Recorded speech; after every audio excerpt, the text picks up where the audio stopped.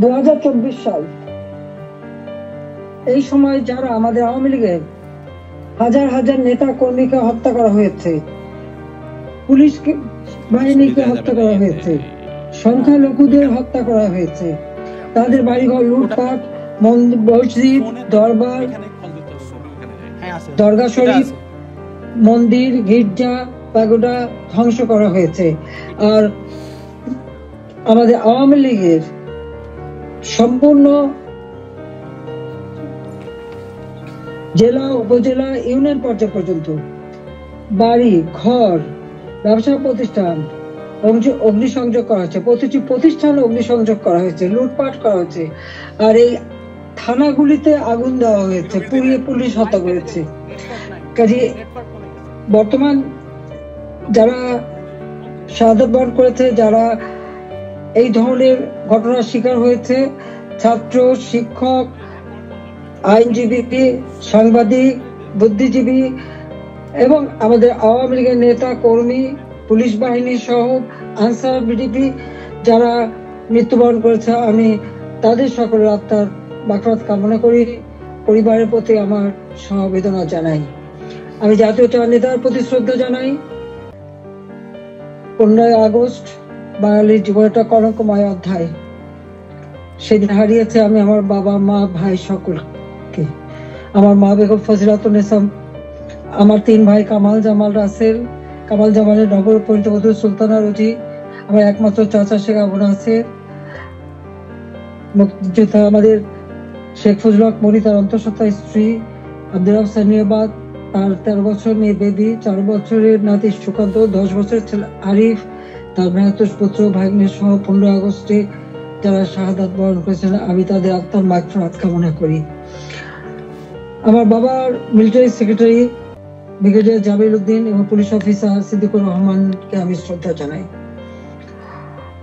আজকে আমি আপনাদের সাথে কথা বলতে চেয়ে বারবার মনে পড়ছে যে বাংলাদেশের প্রতিটি অর্জনের সাথে আমাদের প্রবাসী বাঙালিদের অবদান রয়েছে। সে আগরতলা ষড়যন্ত্র মামলা থেকে জাতির পিতাকে মুক্ত করা থেকে শুরু করে আমাদের মহান মুক্তিযুদ্ধে, এবং সেই 2007 সালে যখন আমাকে দেশে ফিরতে বাধা দিয়েছিল তখনকার সরকার, সে সময়ও আপনাদের সকলের সহযোগিতা পেয়েছি। আজকেও যখন বাংলাদেশ অত্যন্ত একটা কঠিন সময়ের মধ্য দিয়ে যাচ্ছে, একটা ফ্যাসিস্ট সরকারের অধীনে বাংলাদেশের মানুষের মৌলিক অধিকার, বেঁচে থাকার অধিকার সবই হরণ করা হয়েছে। সারা বাংলাদেশ জ্বলছে, প্রতিটি প্রতিষ্ঠান আগুন দিয়ে পোড়ানো। সেই অবস্থায়ও প্রবাসীরা আজকে নির্যাতিত নিপীড়িত মানুষের পাশে আছেন। আমি আপনাদের প্রতি কৃতজ্ঞতা জানাই, আন্তরিক ধন্যবাদ জানাই এই চরম দুঃসময় মানুষের পাশে দাঁড়ানোর জন্য। আজকে বাংলাদেশ, যে বাংলাদেশকে আমরা গড়ে তুলেছিলাম জাতির পিতার স্বপ্নের বাংলাদেশ হিসেবে, ক্ষুধা দারিদ্র্যমুক্ত বাংলাদেশ হিসেবে, অর্থনৈতিকভাবে বাংলাদেশ উন্নত হয়েছিল, কিন্তু আজকে আমরা দেখি যে একে একে সব ধ্বংস করা হয়েছে। আজকে এমন একটা সরকার ক্ষমতায় যাদের হাতে এদেশে 30 লক্ষ মানুষ শহীদ হয়েছে, আমাদের বুদ্ধিজীবীদের হত্যা করা হয়েছে। এই 14 ডিসেম্বর বুদ্ধিজীবী হত্যা দিবস, সেই সময় ওই নিজামী, মুজাহিদ থেকে শুরু করে এরা তো তখন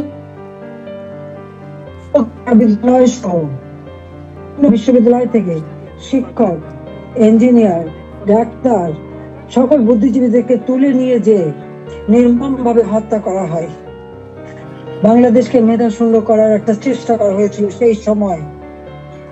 একদিকে পাকিস্তানি হানাদার বাহিনী, তাদের গণহত্যা, আর সেই সাথে সাথে এই আলবদর রাজাকার আল-শামস বাহিনী বানিয়ে আমাদের একদিকে গণহত্যা, পাকিস্তানি হানাদার বাহিনীকে সহযোগিতা করা, অপরদিকে বুদ্ধিজীবীদের হত্যা করেছিল, যারা সেই ডিসেম্বর মাসের 14 তারিখ মানে 10 তারিখ থেকে 14 তারিখ পর্যন্ত কয়েক শত বুদ্ধিজীবীকে নির্মম ভাবে হত্যা করে। আমি তাদেরও আত্মা শান্তি কামনা করি, মাগফিরাত কামনা করি। আমরা আওয়ামী লীগ 75 সালের পর 21 বছর পরে আবার সরকার গঠন করি, জনগণের সেবা করি। 2009-2008 নির্বাচনে আমরা জয়ী হই। সেই নির্বাচনে আওয়ামী লীগ এককভাবে 233টা সিট পায়, আর বিএনপি পেয়েছিল মাত্র 30টা সিট। জনগণের ম্যান্ডেট নিয়ে আমরা সরকার গঠন করে জনগণের কল্যাণে কাজ শুরু করি, যার ফলে এদেশের জনগণ 2014 সালের নির্বাচন, 2018 সালের নির্বাচন এবং 2024 সালের নির্বাচনে স্বতঃস্ফূর্তভাবে একটা অবাধ, নিরপেক্ষ, সুষ্ঠু নির্বাচনের মাধ্যমে বাংলাদেশ আওয়ামী লীগকে বারবার ভোট দিয়ে তাদের সেবা করার সুযোগ দিয়েছে। আমি বাংলাদেশের জনগণের প্রতি শ্রদ্ধা জানাচ্ছি। দুর্ভাগ্যের বিষয় হলো 2024-এ সরকার গঠন করার পর আমরা যখন দেশকে এগিয়ে নিয়ে যাচ্ছি, এই বাংলাদেশকে একটা যুদ্ধ বিধ্বস্ত বাংলাদেশ গড়ে তুলে জাতির পিতা বঙ্গবন্ধু শেখ মুজিব উন্নয়ন একটা স্বল্পোন্নত দেশ হিসেবে প্রতিষ্ঠা করে দিয়েছিলেন, যেটা আন্তর্জাতিকভাবে স্বীকৃত, জাতিসংঘ কর্তৃক স্বীকৃত ছিল। সেই স্বল্পোন্নত দেশকেই আওয়ামী লীগ সরকার গঠন করার পর 2009 সাল থেকে 24 সাল এই সময়ের মধ্যে, বিশেষ করে 2021 সালে 20 সালে যখন আমরা জাতির পিতার জন্ম শতবার্ষিকী উদযাপন করি, 21 সালে যখন স্বাধীনতা সুবর্ণ জয়ন্তী উদযাপন করি, সেই সময় বাংলাদেশকে আমরা উন্নয়নশীল দেশের মর্যাদায় অধিষ্ঠিত করি।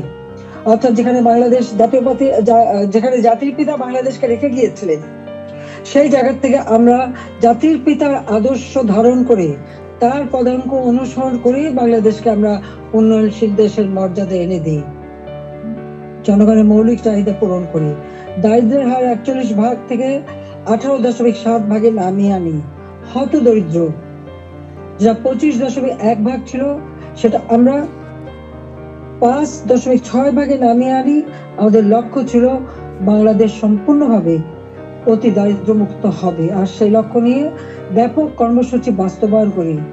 প্রতিটি গ্রামকে শহরে রূপান্তর করি, ঘরে ঘরে বিদ্যুৎ পৌঁছে দিই, খাদ্য নিরাপত্তা নিশ্চিত করি, দরিদ্র মানুষের জন্য বিনা পয়সা খাদ্য বিতরণ, মধ্যবিত্ত নিম্নবিত্ত তাদের জন্য, এখন নিম্নবিত্তদের জন্য 15 টাকায় চাল, আর মধ্যবিত্ত বা স্বল্প আয়ের তাদের জন্য 30 টাকা চাল যাতে কিনতে পারে এবং ডাল, তেল, লবণ সহ কিনতে পারে। 1 কোটি পারিবারিক কার্ড আমরা তৈরি করে দিই টিসিবির মাধ্যমে, যাতে যারা ফিক্সড ইনকাম গ্রুপ, সীমিত আয়ের মধ্যে দিয়ে চলতে হয়, তাদের জন্য এই দ্রব্যমূল্যের উচ্চ মূল্যে তারা যেন কোনো মতে কষ্ট না পায়, সেদিকে লক্ষ্য রেখে আমরা সেই পদক্ষেপ নিয়েছিলাম। আমাদের লক্ষ্যই ছিল ক্ষুধা দারিদ্র্যমুক্ত বাংলাদেশ গড়ে তোলা। গৃহহীন ভূমিহীন মানুষকে আমরা বিনা পয়সায় ঘর করে দিই। বাংলাদেশের 58টা জেলা সম্পূর্ণভাবে ভূমিহীন গৃহহীন মুক্ত হয়, সেখানে কোনো মানুষ ভূমিহীন গৃহহীন ছিল না, আর বাকিগুলিও করে দেওয়ার কাজ চলমান ছিল। আমরা এই বছরেই বাংলাদেশকে ভূমিহীন গৃহহীন মুক্ত একটা মানব কল্যাণের রাষ্ট্র হিসেবে গড়ে তুলতে পারতাম, কিন্তু আমাদের দুর্ভাগ্য যে চরমভাবে একটা চক্রান্ত শুরু হয়। এই চক্রান্তটা যে করা হয়েছিল সেটা আপনারা নিজেরাই জানেন, যে এখানে ডক্টর ইউনূস সে বহুদিন থেকে চেষ্টা করেছিল, 2007 দল করার চেষ্টা করেছিল, ব্যর্থ হয়েছিল। এরপর সে ষড়যন্ত্রে লিপ্ত হয় এবং সেটা সে নিজেই বলেছে। যখন জাতিসংঘে গিয়েছিল বিল ক্লিন্টন ফাউন্ডেশনের এক অনুষ্ঠানে, বিল ক্লিন্টনের সঙ্গে পরিচয় করার সময় সে বলেছিল যে 2024 জুলাই 7 তারিখ থেকে যে কোটা আন্দোলন শুরু হয়, এটা কোনো ছাত্র জনতার আন্দোলন ছিল না, এটা ছিল তার মেটিকুলাসলি ডিজাইন করা একটা পরিকল্পিতভাবে আন্দোলন, যার মাধ্যমে আমাকে ক্ষমতাচ্যুত করে এবং তার মাস্টার মাইন্ড দিয়ে সে পরিকল্পনা করে এটা করেছিল। কথাটা বাস্তব, কারণ কোনো কোটা ছিল না, সব দাবি মানা হয়ে গেছিল, কিন্তু দাবি মানার পরেও কেন আন্দোলন চলে, আর এই আন্দোলনের কোনো নেতা কিন্তু খুঁজে পাওয়া যায়নি। যেখানে যেটা গভীর চক্রান্ত সেটা বোঝাই যাচ্ছিল। এই চক্রান্তটা সে মেটিকুলাসলি করেছিল। তার চক্রান্ত 1, 2, 3 অর্থাৎ ABC, এইভাবেই ডি, এইভাবেই তার পরিকল্পনা করা। প্রথমে আন্দোলন সে সফল করলো, এরপর সব জ্বালা পোড়াও। জাতির পিতা বঙ্গবন্ধু স্মৃতি জাদুঘর, ওই ছবিটুকু তো আমরা 2 বোন পেয়েছিলাম, আমরা তো ভোগের জন্য নেইনি, জনগণকে এই সম্পদ দান করেছিলাম। সেই বঙ্গবন্ধু ভবন, স্মৃতি জাদুঘর আগুন পড়ায় একসাথে, ওই লাইনে 9টা বাড়ি পড়ায় 4টা মানুষ পড়ে মারা যায়। খালি এখানেই না, সারা বাংলাদেশ আগুন দিয়ে জ্বালায় তারা। সেই মেট্রো, ওই ইউনূসের একজন সমন্বয়ক,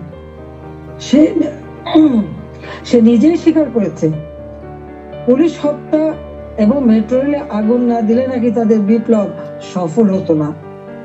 তো পুলিশ হত্যা এবং মেট্রো রেল আগুন দেওয়া, অর্থাৎ শুধু মেট্রো রেল নয়, যে কটা প্রতিষ্ঠানে আগুন দিয়েছে, বিটিভি থেকে শুরু করে আমাদের সেতু ভবন, সড়ক ভবন, দুর্যোগ মন্ত্রণালয় ভবন, সবই তাদের ওই পরিকল্পনার অংশ। এবং সেই সাথে বঙ্গবন্ধু ভবন থেকে শুরু করে আওয়ামী লীগের সকল নেতা কর্মীদের বাড়ি ঘর, ব্যবসা প্রতিষ্ঠান সব অগ্নি সংযোগ করে পুড়িয়ে দেওয়া হয়েছে। এমনকি নরসিংদীতে আপনারা দেখেছেন জেল ভেঙে দিয়ে সেখান থেকে সমস্ত কয়েদি, জঙ্গি, সন্ত্রাসী তাদেরকে ছেড়ে দেওয়া হয়েছে। শুধু তাই না, ইউনূস ক্ষমতা এসে যত জঙ্গি সন্ত্রাসী ছিল তাদেরকে তারা ছেড়ে দিয়েছে, মুক্ত করেছে। এমনকি 21শে আগস্ট গ্রেনেড হামলা যারা আসামি তাদেরকে ছেড়ে দিয়েছে। হলি অটিজেনে যেখানে জঙ্গি হামলা হয়, আমরা সেই হামলা মোকাবেলা করে সেখানে কিছু মানুষ উদ্ধার করি, কিন্তু অনেক মানুষকে তারা হত্যা করে। সেই অপরাধী জঙ্গি সন্ত্রাসী যাদের বিচার হয়েছিল, সাজাপ্রাপ্ত, তাদেরকে মুক্ত করে দেয়। মানে এটা কোন ধরনের কাজ আমরা জানি না। আর দেখা যাচ্ছে যে শুধু আগুন দিয়ে পোড়াচ্ছে না, বাড়ি ঘর সম্পত্তি লুটপাট করা এবং তারপরে অগ্নিসংযোগ করা, সংসদ ভবনে আক্রমণ, সেখানে ভাঙচুর করা, চিফ জাস্টিস তাকে অপমান করে, লাঠি সোটা নিয়ে তাকে অপমান করে তাকে পদ থেকে বাধ্য করা, নির্বাচন কমিশন, পাবলিক সার্ভিস কমিশন, মানবাধিকার কমিশন করে এক এক প্রতিষ্ঠান, প্রত্যেকটা প্রতিষ্ঠান ধ্বংস করেছে, সকলকে সেখান থেকে বাধ্য করেছে পদত্যাগ করতে। আওয়ামী লীগের নেতাকর্মী শুধু না, আমাদের যারা বুদ্ধিজীবী, সাংবাদিক, 300 সাংবাদিকের অ্যাক্রেডিটেশন কার্ড বাতিল, চাকরিচ্যুত, 106 জন সাংবাদিকের বিরুদ্ধে হত্যা মামলা, এখন প্রায় শত সাংবাদিক গ্রেপ্তার, বন্দী। আওয়ামী লীগের কয়েক হাজার নেতা কর্মী, প্রায় 4-5 হাজার নেতা কর্মী তাদেরকে হত্যা করেছে, আহত করেছে। পুলিশ 3000-এর মতো পুলিশ পুলিশকে হত্যা করেছে। আনসার 40 জন আনসারের কোনো খবরই নাই, তাদের গুম হয়ে গেছে, তারা আর বাড়ি ঘরে আসতে পারে না, জানেও না তারা কোথায় আছে। তাদেরকে মেরে তাদেরকে লাশ পর্যন্ত গুম করে দেওয়া হয়েছে। ব্যবসায়ী, সাংবাদিক, সংস্কৃতি কর্মী, পেশাজীবী প্রত্যেকের বিরুদ্ধে মিথ্যা মামলা আর হত্যা মামলা। আমি জানি না পৃথিবীর কোন দেশে এত হত্যা মামলা হয় কিনা। আমার নিজের একার বিরুদ্ধেই তো বোধহয় 250 মামলা, তাও আবার হত্যা মামলায় অধিকাংশ। একদিকে হত্যা মামলা দিয়েছে এবং আমাদের যত নেতা কর্মী তাদেরকে গ্রেপ্তার করছে। গ্রেপ্তার করবার পর যখন কোর্টে নেয়, তাদের উপর হামলা করা হয়। এটা তো পৃথিবীতে আমরা কোনোদিন দেখিনি। আপনারা জানেন যে এমনকি একজন সাধু চিন্ময় কৃষ্ণ দাস, তাকে গ্রেপ্তার করা হলো, কিন্তু তার পক্ষে আইনজীবী দাঁড়াতে পারবে না। এটা কোন ধরনের বিচার যে একজন আসামির পক্ষে আইনজীবী দাঁড়াতে পারবে না? যদি কোনো আসামি আইনজীবী না দিতে পারে তো এটা সরকারের দায়িত্ব আইনজীবী নিয়োগ দিয়ে দেওয়া, ন্যায় বিচারের স্বার্থে। বাংলাদেশে ন্যায় বিচার নাই, এবং তার পক্ষে দাঁড়ালো কেন? সেই জন্য আইনজীবী পিটিয়ে হত্যা করা। এবং তাদের এবারে আমরা একটা অদ্ভুত ব্যাপার দেখি যে মানুষকে পিটিয়ে হত্যা করা। মানুষ কেন? অবলা পশুও রেহাই পায় না। আওয়ামী লীগ নেতার বাড়িতে তাকে পায়নি বলে তার বাড়ির পালা গরু, সেই গরুকেও তারা কিভাবে পিটিয়ে হত্যা করেছে এই জামাত শিবির এবং আমাদের ইউনূস সাহেবের মানে সন্ত্রাসী ক্যাডাররা, সেটা নিশ্চয়ই আপনারা ভিডিওতে দেখেছেন। ছাত্রলীগের নেতাকে পায়নি, তার মা নামাজ পড়ছিল, তার মাথায় বাড়িতে তাকে সেখানে মেরে ফেলেছে। যুবলীগের নেতা এই মৌলভীবাজারে গত কালকের ঘটনা, 7 তারিখে সেখানে আগুন দিয়ে যুবলীগ নেতার মা এবং চাচিকে পুড়িয়ে হত্যা করেছে। 250-র উপর থানা যখন অগ্নিসংযোগ করেছে, লুটপাট করেছে, পুলিশ ভিতরে তাদেরকে পুড়িয়ে মেরেছে। পিটিয়ে মেরেছে, এমনকি একটা অন্তঃসত্ত্বা পুলিশ হাত পা ধরেছে যে ভাই আমাকে মারবেন না, আমার পেটে বাচ্চা। তাদের কথা কান দেয়নি, তাদেরকে পিটিয়ে পিটিয়ে হত্যা করেছে। সরকারি কর্মচারীদের উপরও পর্যন্ত নির্যাতন চলছে। কর্মকর্তা কর্মচারীদের হয়রানি, গ্রেপ্তার, মামলা দিয়ে চাকরিচ্যুত অথবা ওএসডি করা হচ্ছে। এটা জানি না রিমান্ডে নিয়ে নির্যাতন করছে। আমাদের আওয়ামী লীগের নেতা থেকে শুরু করে সকলকেই রিমান্ডে নেওয়ার পর তাদের অকথ্য অত্যাচার হচ্ছে, নির্যাতন করা হচ্ছে। চরম মানবাধিকার লঙ্ঘন চলছে বাংলাদেশে, চরম একটা ফ্যাসিস্ট সরকার। আমার বিরুদ্ধে কথা বলা হয় আমি নাকি ফ্যাসিস্ট ছিলাম, আমি নাকি স্বৈরাচারী ছিলাম। আমি একটা প্রশ্ন করি, আমার সময় তো সংবাদপত্র, টেলিভিশন, রেডিও, সোশ্যাল মিডিয়া সবই তো সম্পূর্ণ স্বাধীনতা ভোগ করেছে।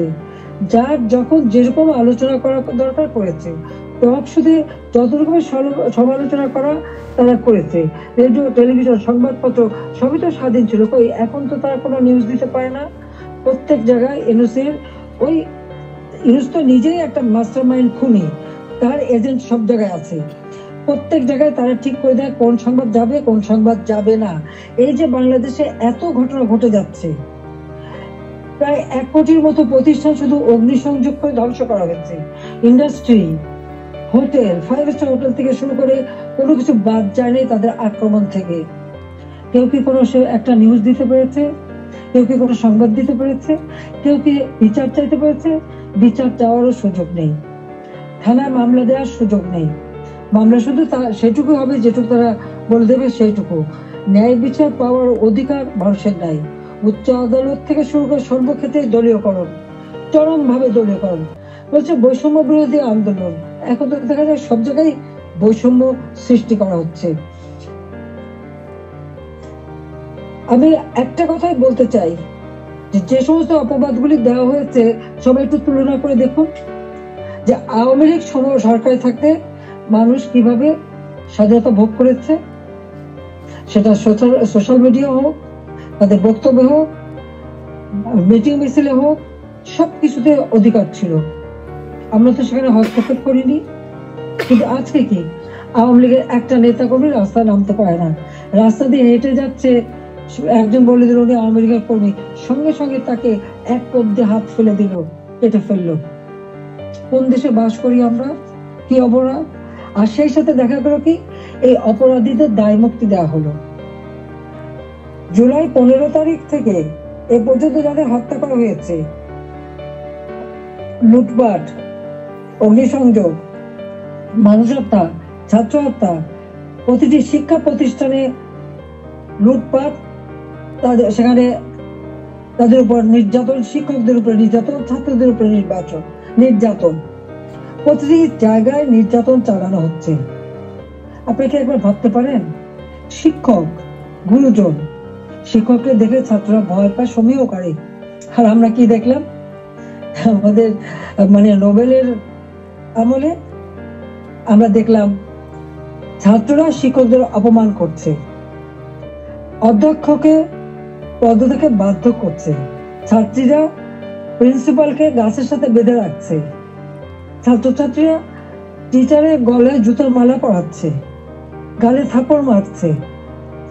এটা কোন ধরনের আচরণ এই কোমলমতি ছাত্রছাত্রীদের শেখানো হচ্ছে?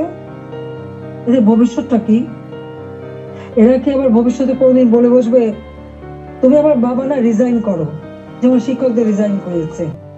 কোনদিন বাকি বলবে তুমি আমার মা না, তুমি এখন রিজাইন করো, মাতৃত্ব থেকে রিজাইন করো, পিতৃত্ব থেকে রিজাইন করো? সেটাই হয়তো বলে বসবে। এটা কি অভিভাবকরা দেখে না? এটা কি ধরনের এই জাতিকে কিভাবে গড়ে তুলছে সেটাই আমার প্রশ্ন। আমরা তো শিক্ষা দীক্ষা সব দিক থেকে সুযোগ করে দিয়েছি, আমরা শিক্ষা বৃত্তি দিয়েছি, বয়স্ক ভাতা, বিধবা ভাতা, প্রতিবন্ধী ভাতা, মুক্তিযোদ্ধা ভাতা দিয়েছি, সব বন্ধ করে দিয়েছে। আজকে হাহাকার। বাংলাদেশে আওয়ামী লীগ সরকার বলে কোনো মানুষ ভিক্ষা করতে হতো না। হ্যাঁ, কিছু প্রফেশনাল ভিখারি ছিল, সেটা আলাদা, কিন্তু মানুষকে তো ওইভাবে খাবারের জন্য হাহাকার করতে হতো না। মানুষ তো 3 বেলা খাবার পাচ্ছিল, আজকে সেটাও পায় না। আপনারা দেখেন গরিব মানুষগুলি দিনমজুর, কাজ পায় না, বেকারত্ব বেড়ে যাচ্ছে, যুবকরা কোনো কাজ পাচ্ছে না। আমরা ডিজিটাল বাংলাদেশ করেছি, আমরা ট্রেনিং দিচ্ছি, কম্পিউটার ট্রেনিং এবং ইনকিউবেশন সেন্টার করে দিয়েছি, হাইটেক পার্ক করেছি, বঙ্গবন্ধু স্যাটেলাইট 1 উৎক্ষেপণ করেছি, কর্মসংস্থান গ্রাম পর্যায়ে পর্যন্ত ওয়াইফাই কানেকশন, ব্রডব্যান্ড কানেকশন আমরা দিয়েছি, মানুষ কাজ করে খেতে পারে ট্রেনিং দিচ্ছি। আর এখন বিদ্যুৎ নাই, কেউ কাজ করতে পারে না, প্রত্যেকটা গ্রামকে শহরে রূপান্তর করেছি, আমরা রাস্তাঘাট পুল ব্রিজ সব করেছি। এখনো বলে এই বড় বড় মেগা প্রজেক্ট এটা দুর্নীতি খুঁজবে। হ্যাঁ, আমি চ্যালেঞ্জ দিচ্ছি, দুর্নীতি খুঁজে বের করুক। মানি লন্ডারিং এর কথা একজনে আমি দেখলাম এক কমিটি বানিয়েছে, তারা বলে দিল অর্থনীতির বিষয়ে। আমার প্রশ্ন, মানি লন্ডারিং এর খোঁজ করবেন, সবার আগে ওই ইউনুসের মানি লন্ডারিং এর খোঁজটা করুন। কত টাকা পাচার করেছে গ্রামীণ ব্যাংকের, কত টাকা পাচার করেছে গ্রামীণ ফোনের, আগে সেই হিসাবটা বের করেন, তাহলে দেখবো স্বচ্ছর সাথে। নিজের নামে দুর্নীতির মামলা হয়েছে, সেই দুর্নীতি দমন কমিশন তাদেরকেও পদকে বাধ্য করে দলীয়করণ করা হয়েছে, আর সেই দুর্নীতির মামলা সব মামলা প্রত্যাহার করে নেওয়া হয়েছে। 666 কোটি টাকা ট্যাক্স, কত সম্পদের মালিক যে এত টাকা ট্যাক্স হয়, সেই ট্যাক্সও তার দেওয়া লাগবে না, সেটাও মাপ।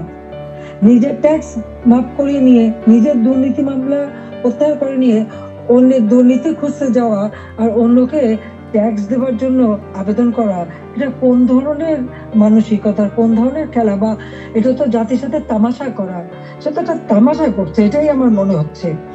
আজকে বিচার নেই, মানুষ ন্যায় বিচার থেকে বঞ্চিত, আজকে মানুষের পেটে খাবার নেই, আজকে চারিদিকে হাহাকার, মানুষের কথা বলার অধিকার নেই, রাজনীতি করার অধিকার নেই। আমাদের আওয়ামী লীগ কোন অপরাধটা করেছে? বাংলাদেশের মানুষের যতটুকু অর্জন আওয়ামী লীগের হাত দিয়ে, সেই বাংলা ভাষায় কথা বলার অধিকার থেকে শুরু করে স্বাধীনতা অর্জন, বিজয় অর্জন, এই 16ই ডিসেম্বর আমাদের বিজয় দিবস, এই বিজয় অর্জন সবই আওয়ামী লীগের হাত ধরে। বাংলাদেশে কে একটা যুদ্ধ বিধ্বস্ত দেশ, একটি প্রদেশকে রাষ্ট্রে উন্নীত করা, এটাও আওয়ামী লীগের দ্বারা। স্বল্পোন্নত দেশ থেকে আজকে উন্নয়নশীল দেশের মর্যাদা, এটাও তো আওয়ামী লীগ অর্জন করে দিয়েছে। প্রবাসী যারা আছেন, আওয়ামী লীগ সরকার আগে আপনারা প্রবাসে ছিলেন, বাংলাদেশ কোথায় ছিল? সেই সময় আপনারা মানুষের কাছে গেলে কিভাবে মানুষ তো করুণা চোখে দেখতো। জাতিপিতা বলেছিলেন ভিক্ষুক জাতি কোনো ইজ্জত থাকে না, তাহলে ভিক্ষুক জাতি হতে চায়নি, আত্মমর্যাদাশীল জাতি হিসেবে বাংলাদেশকে গড়তে চেয়েছিলাম, আর সেভাবে গড়েছিলাম। আপনারা নিজে একবার চিন্তা করে দেখেন, আমি সরকারি থাকতে বাংলাদেশ শুনলে পৃথিবী কি বলতো? পৃথিবী বলতো বাংলাদেশ উন্নয়নশীল দেশ, বাংলাদেশ একটা উন্নয়নের মডেল, বাংলাদেশের উন্নয়ন একটা বিস্ময়। বাংলাদেশের মানুষ যেখানে যেত মর্যাদা পেত। আমরা নিজস্ব অর্থায়নে পদ্মা সেতু নির্মাণ করে বাংলাদেশকে দেখিয়ে দিয়ে এবং সারা বিশ্বকে দেখিয়েছি বাংলাদেশ পারে, অসাধ্য সাধন করতে পারে, সেটা আমরা দেখিয়েছিলাম। কিন্তু আজকে যিনি পদ্মা সেতুর টাকাও বন্ধ করেছিলেন একটা এমডি পদে থাকতে পারেননি বলে সরকার বোধহয় মামলা করে হেরে গিয়েছিল, যিনি লেবারদের অর্থ আত্মসাৎ করে সেই টাকা দুর্নীতি করে লেবার কোর্টে মামলায় সাজাপ্রাপ্ত আসামি হচ্ছে ইউনূস। লেবার কোর্টে তার সাজা হবার পর সে যখন জামিনে আবেদন করে, সে কিন্তু জামিন পেয়েছিল, সরকারের পক্ষ থেকে তো বাধা দেওয়া হয়নি। কিন্তু আজকে দেখেন আপনারা, হাজার হাজার আওয়ামী লীগের নেতা কর্মী, প্রায় 30,000-এর মতো মামলা দিয়েছে। সব মামলা বেশিরভাগ হলো, এর 90% হলো হত্যা মামলা, কেউ জামিন পাবে না। সে তো সাজা পেয়েও জামিন পেয়েছিল আওয়ামী লীগ সরকারের আমলে। সে নিজে একটু ভেবে দেখুন, আপনারাও বিচার করে দেখেন। আমি বিশ্বের সবাইকে বলতে আপনারাও বিচার করেন। ওই আওয়ামী লীগ তো বাধা দেয়নি কোনো, ন্যায় বিচার পাওয়ার অধিকার সকলে আছে, কোর্ট সম্পূর্ণ স্বাধীন ছিল, বিচার বিভাগ স্বাধীন ছিল, কাজে সেখানে মানুষ এই স্বাধীনতা ভোগ করেছে। কিন্তু আজকে তারা নাকি স্বাধীন করেছে দেশ, চলার স্বাধীনতা নেই, ঘরে শান্তিতে ঘুমাবেন উপায় নেই, চুরি ডাকাতি যে কোনো সময় আপনার ঘরে ঢুকতে পারে, যে কোনো সময় আপনার খোঁজ খবর নিতে, তদন্ত করবে ইত্যাদি। কাদের কে হুকুম দিচ্ছে তার কোনো ঠিকানা নাই। কতগুলি লাঠি সোটা হাতে নিয়ে আপনার ঘরে ঢুকে গেল, অস্ত্র হাতে নিয়ে ঢুকে গেল, অমনি সেখানে ডাকাতি করলো, চুরি করলো, চলে আসলো। আপনি কার কাছে বিচার চাইবেন? কার কাছে বিচার চাইবেন? কোনো বিচার চাওয়ার অধিকার নাই, ন্যায় বিচারের কোনো অধিকার নেই। এমন একটা দুর্বিষহ অবস্থা। আজকে সমস্ত জিনিসের দাম বেড়ে গেছে।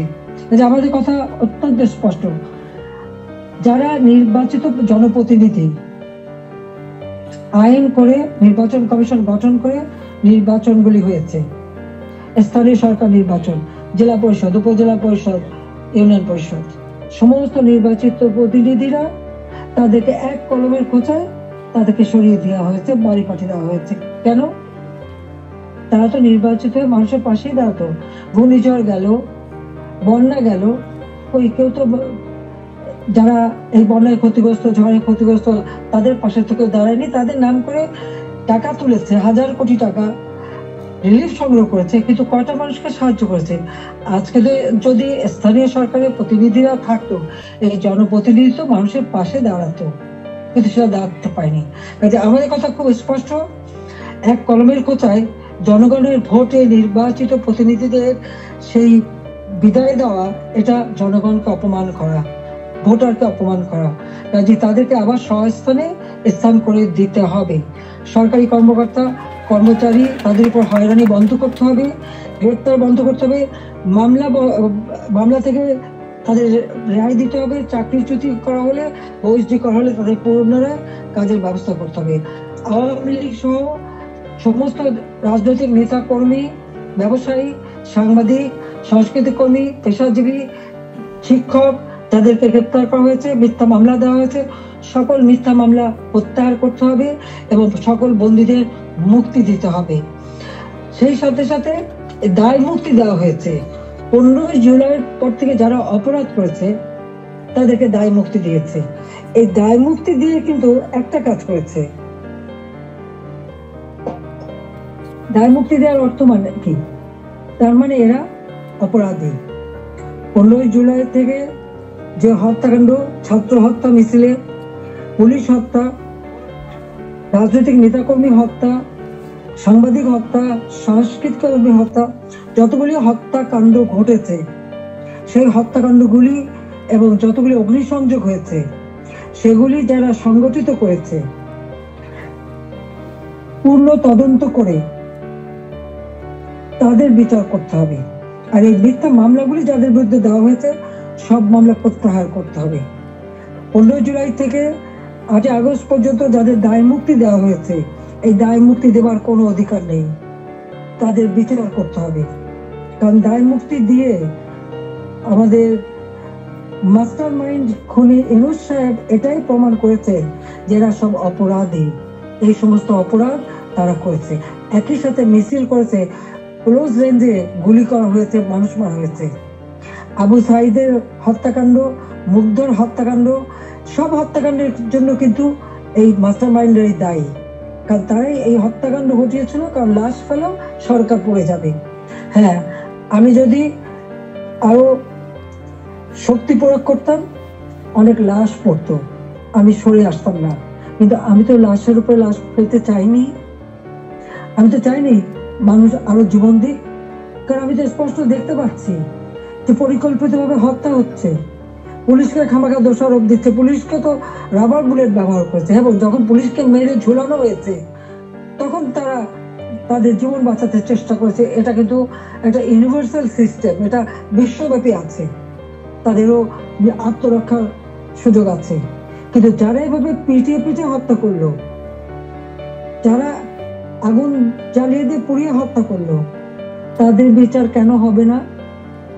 যারা ঘরে ঘরে যে লুটপাট করলো, আগুন দিল, এমপি হোস্টেল, সংসদ ভবন, সেগুলি যারা ভাঙচুর করেছে, প্রত্যেকটা এমপির হোস্টেলের রুম তারা লুটপাট করেছে, তালা ভেঙে ভেঙে।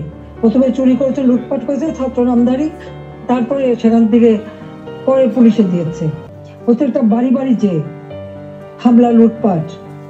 আমাদের তো কিছুই নেই। গণভবন লুটপাট, আমি তো গণভবন ছেড়ে দিয়ে আসছি। আমরা দেখলাম ইউনূস সাহেব নিজেই তার সমন্বয়কদের নিয়ে চলে গেছেন গণভবনে কাজে লুটপাটের কিছু ভাগ বটরা নেওয়ার জন্য। সেখানেও যা যায় উনিও সেই লুটপাট করেছেন। কাজে লুটেরা এখন দেশ লুট করছে। শেয়ার মার্কেটে লক্ষ কোটি টাকা পাচার হয়ে গেল। কোথায় গেল ওই টাকা? ব্যাংকগুলি এক এক করে সব বসে যাচ্ছে। কেন? অর্থনীতিকে এভাবে কেন ধ্বংস করলো? যেখানে মাথা পিছু আয় আমরা বাড়িয়েছিলাম, আমরা আজকে আন্তর্জাতিকভাবে স্বীকৃত যে বাংলাদেশ উন্নত হচ্ছে, 35তম অর্থনীতির দেশ।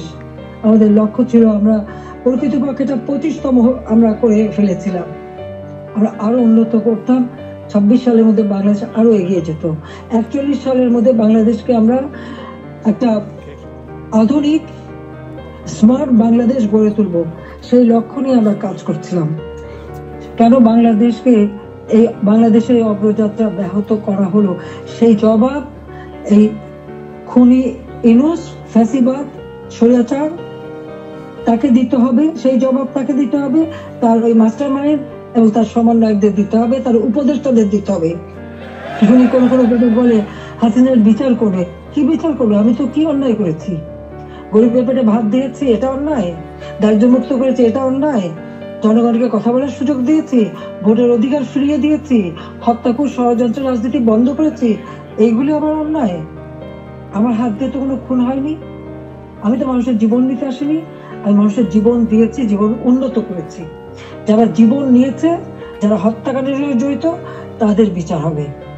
এবং সংবিধানের 7ম অনুচ্ছেদের খ অনুযায়ী কেউ যদি অবৈধভাবে ক্ষমতা দখল করে, তার বিচার হয়।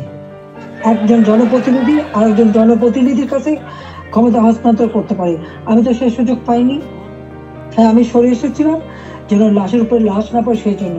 দুর্ভাগ্যের বিষয় যে থামেনি। একদিন ইনশাআল্লাহ সেই দিন আসবে, এই খুনিদের বিচার একদিন বাংলা মাটিতে হবেই হবে। কারণ আমরা করি, সেটা আমরা করবো। যেমন যুদ্ধ অপরাধীদের বিচার করেছি, 15 আগস্টের হত্যাকারীদের বিচার করেছি। আমি জানি এই যুদ্ধ অপরাধীদের বিচার করেছি বলেই আমার বিরুদ্ধে মামলা, এবং আইসিটিতে ওই আন্তর্জাতিক যে ট্রাইব্যুনাল আমরা করেছিলাম যুদ্ধ অপরাধীদের বিচার করতে, আজকে সেই কোর্ট করে সেখানে আমার মামলা হবে, সেখানে আমার বিচার হবে। কেন? সেই সময় যুদ্ধ অপরাধীদের যে ডিফেন্সে ছিল, তাকেই করেছে চিফ প্রসিকিউটর এই আইসিটির। আর জামাতের একটা দল হয়েছিল এবি পার্টি, সেই পার্টির যে একজন প্রেসিডেন্ট ছিল, সে হয়ে গেছে এই আইসিটির চেয়ারম্যান। তো সেখানে ন্যায় বিচার কি করে হবে? আর এটা কিভাবে করে? এটাও তো একটা বিচারের একটা নর্মস, তাতে পড়ে না। কিন্তু গায়ের জোরে সব করবে তারা, কারণ তাদের হাতে অস্ত্র আছে, লাঠি আছে, পেটোয়া বাহিনী আছে, সন্ত্রাস বাহিনী আছে। সেটা দিয়েই তারা এই বিচার করতে চায়, এটাই তারা করবে, এটাই তাদের লক্ষ্য। যাক, আমি অনেক সময় নিলাম, আপনারা ধৈর্য ধরে আমার বক্তব্য শুনেছেন, আমি আপনাদেরকে আন্তরিক ধন্যবাদ জানাই। ইনশাআল্লাহ এই বিজয়ের মাস আমাদের, এই অন্ধকার কেটে যাবে, নতুন সূর্য উদিত হবে, বাংলাদেশ আবার উন্নয়নের পথে এগিয়ে দেবে। এই ফ্যাসিস্ট খুনি পরিকল্পিতভাবে যে আমাদের দেশকে ধ্বংস করছে, এই খুনি ইউনূস এবং তার যে চালাচামুন্ডা সন্ত্রাস বাহিনী, তার উপদেষ্টা, তার সমন্বয়, ইনশাআল্লাহ বাংলাদেশের জনগণই তাদের বিচার করবে, সে বিচার হবে। এটা অবশ্যই হবে, আমি বলতে পারি, কারণ আমরা ন্যায়ের পথে আছি, সত্যের পথে আছি। আমি জনগণের কল্যাণে কাজ করি। জনগণের ভাগ্য পরিবর্তন করেছিলাম, সেটা নষ্ট করেছে। ইনশাআল্লাহ আবার এদেশের মানুষ জেগে উঠবে, আবার বাংলাদেশের মানুষ বিশ্বব্যাপী মর্যাদা পাবে, সম্মান পাবে। সবাইকে আমি আন্তরিক ধন্যবাদ জানাই। আবারও ধন্যবাদ জানাই আমাদের প্রবাসীদের, আমাদের অর্থনীতিতে আপনাদের অনেক অবদান। আমাদের দেশের অগ্রযাত্রা, দেশের প্রতিটি অর্থনীতি প্রবাসীদের অবদান রয়েছে। সেই জন্য সকলকে আমি আন্তরিক ধন্যবাদ জানাই, কৃতজ্ঞতা জানাই। সকলে ঐক্যবদ্ধ হন, এই ফ্যাসিস্ট স্বৈরাচার ইউনূস সরকারের হাত থেকে দেশ যেন মুক্ত হয়, দেশের মানুষ যেন আবার তাদের সুষ্ঠু জীবন ফিরে পায়, সেই কামনা করে জাতির পিতার স্বপ্নে সোনার বাংলা ইনশাল্লাহ আমরা গড়ে তুলব, সেই প্রত্যয় ব্যক্ত করে আমার বক্তব্য শেষ করছি। খোদা হাফেজ। জয় বাংলা, জয় বঙ্গবন্ধু, বাংলাদেশ চিরজীবী হোক।